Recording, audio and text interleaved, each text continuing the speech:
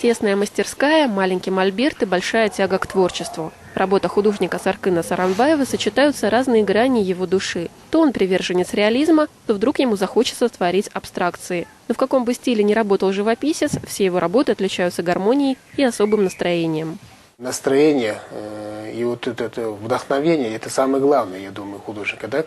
Хоть там старинных, исторических на тему, или это какую-то современную абстрактную тему, там, да, все это.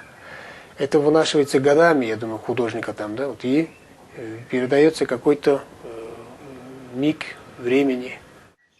Легкие мазки кистью, и картина почти готова. Солнечная палитра – отличительная черта почти всех его работ. «Знаки нашего времени» – так называется новая экспозиция в галерее М. Здесь есть все – и подражание Ван Гогу в несравненных подсолнухах, и древние каналы Венеции. Кыргызская девочка на фоне античной архитектуры смотрится не совсем обычно, но и в этом есть своеобразная прелесть, отмечают художники.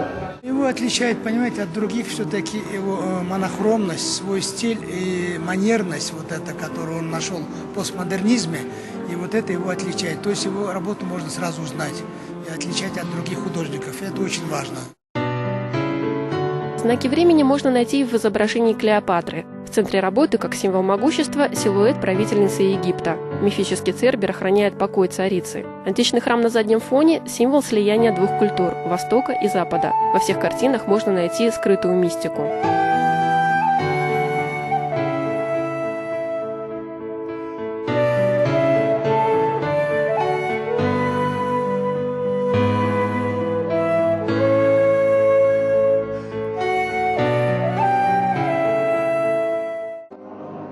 Помимо живописных полотен у Саркына Саранбаева есть и работа в графике. Карандашные наброски передают отношение художника к судьбоносным историческим событиям, походам завоевателя Чингисхана. Неожиданные детали раскрывают суть рисунков. Наверху на голове вот этот орел, беркут, да?